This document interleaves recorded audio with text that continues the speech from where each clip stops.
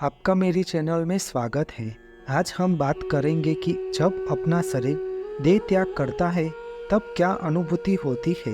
हमारे शरीर में जब जीव होता है तब लोग हम सबको सजीवन मानते हैं, और जब हम शरीर छोड़ देते हैं तो कुछ लोग तुम्हें या मुझे हुतात्मा मान लेते हैं, और कुछ लोग यह कहते हैं कि उस आत्मा का स्वर्गवास हो गया है।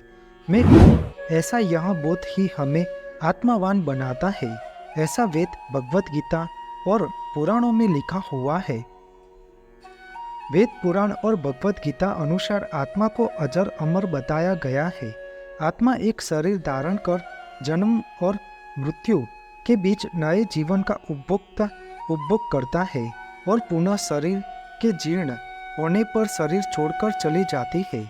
आत्मा का यह जीवन चक्र तब तक चलता रहता है जब तक कि वह जन्म मरण के बंधन से मुक्ति नहीं हो जाती या उसे मोक्ष की प्राप्ति नहीं मिलती। शरीर साधारण अनुसार माना जाए तो वृद्धावस्था में जीर्ण होने पर नष्ट होता है, परंतु बीच में ही कोई शारीरिक तकलीफ और आकस्मिक कारण उपस्थित हो जाए तब अल्पायु में ही शरीर त्यागना पड़ता है। जब मनुष्य का मृत्यु होने की संभावना होती है तो उसकी समस्त बाहरी शक्तियाँ एकत्रित होकर अंतर्मुखी हो जाती है। मुख, नाक, आँख, कान, प्राण उत्सर्जन के प्रमुख मार्ग है। उसी उत्सर्जन मार्ग से आत्मा बाहर निकलती है। जैसे कि दुष्ट वृत्ति के लोगों के प्राण मल मूत्रों के मार्ग से निकलते देखे गए हैं। योगी और सत्कर्म में तल्लीन आत्मा ब्रह्म आनंद से प्राण त्याग करती है, और फिर आत्मा स्थूल शरीर से बाहर निकल पड़ती है। मृतात्मा स्थूल शरीर से अलग होने पर सूक्ष्म शरीर में प्रविष्ट कर जाती है। यह सूक्ष्म शरीर ठीक स्थूल शरीर की ही बनावट का होता है, जो दिखाई नहीं देता। खुद मृतात्मा को भी इस शरीर के होने की बस अनुभूति होती है, लेकिन कुछ आत्माएं इस शरीर को देख पाती है। इस दौरान मृतक को बड़ा आश्चर्य लगता है कि मेरे शरीर कितना हल्का हो गया है और मैं हवा में पक्षियों की तरह उड़ सकता हूँ। स्थूल शरीर छोड़ने के बाद आत्मा अपने मृत शरीर के आसपास ही मंडराता रहता है।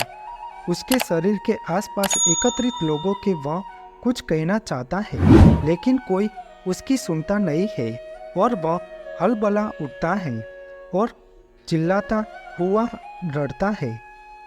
लेकिन वह यह सब कुछ जरूर देखता और सुनता भी है। मरने के बाद भी कुछ इंद्रियों सतर्क रहती है। मृत आत्मा खुद को मृत नहीं मानकर अजीब से व्यवहार भी करता है। वह अपने अंग प्रत्यंगों को हिलाता डुलाता है, हाथ पैर को चलाता है, पर ऐसे अनुभव नहीं होता कि वह मर गया है। उसे लगता है कि शायद वह यह सपना चल रहा है, लेकिन उसका भ्रम मिट जाता है। तब वह पुनः मृत शरीर में घुसने का प्रयास करता है, लेकिन वह उसमें सफल नहीं हो पाता है।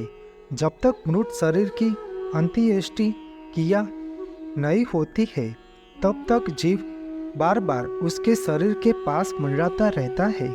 जला देने पर वह उसी समय निराश होकर दूसरी ओर मन को लगाने लग जाता है, लेकिन जमीन में गाड़ देने पर वह उसी शरीर का मोह नहीं छोड़ पाता है, और बहुत दिनों तक उसके इधर उधर फिरता करता है। अधिक मोह माया के बंधन में अधिक दृढ़ता से बंधे हुए मृतक प्राय शमशानों में बहुत दिनों तक चक्कर काटते रहते हैं। शरीर की ममता बार बार उधर खिंचती है, और वह अपने को संभालने में असमर्थ होने के कारण उसी के आसपास रुंदन करते रहते हैं। कई ऐसे होते हैं जो शरीर की अपेक्षा प्रियजनों से अधिक मोह करता है। वे मरगटों के स्थान पर प्रिय व्यक्तियों के निकट रहने का प्रयत्न करते हैं। इस मामले में उनकी धारणा कार्य करती है कि यह किसी तरह की धारणा और विश्वास लेकर मरे हैं। आत्मा तय किए हुए मार्ग से 17 दिन की यात्रा के बाद 18वें दिन यमपुरी पहुंचती है। गरुड़ पुराण के अनुसार यमपुरी पहुंचने से पहले रास्ते में वैतरणी नदी पड़ती है। यह नदी विष्ठा और रक्त से भरी हुई है। अच्छे कर्म करने वाले तो आसानी से वैतरणी को पार कर जाते हैं, किंतु पापी आत्माएं इस नदी में डूबती रहती है और यमदूत उन्हें निकालकर बार बार फिर इसमें धक्का देते रहते हैं। इसलिए किसी हिंदू की मौत जब करीब होती है तो उससे गोदान आदि कराया जाता है। इसका मतलब है कि यदि उसने जीवन काल में कम धर्म किया तो उससे अंत समय में कराया जाता है, ताकि वह वैतरणी आसानी से पार कर सके। यह पुरी में आत्मा पुष्पोदका नामक एक और नदी के पास पहुंचती है, लेकिन यह वैतरणी की तरह नदी पुष्पोदका का पानी साफ है और इसमें कमल के फूल खिलते रहते हैं। इस नदी के किनारे एक छायादार बड़ा बड़ का वृक्ष है, जहाँ आत्मा थोड़ी देर विश्राम करती है।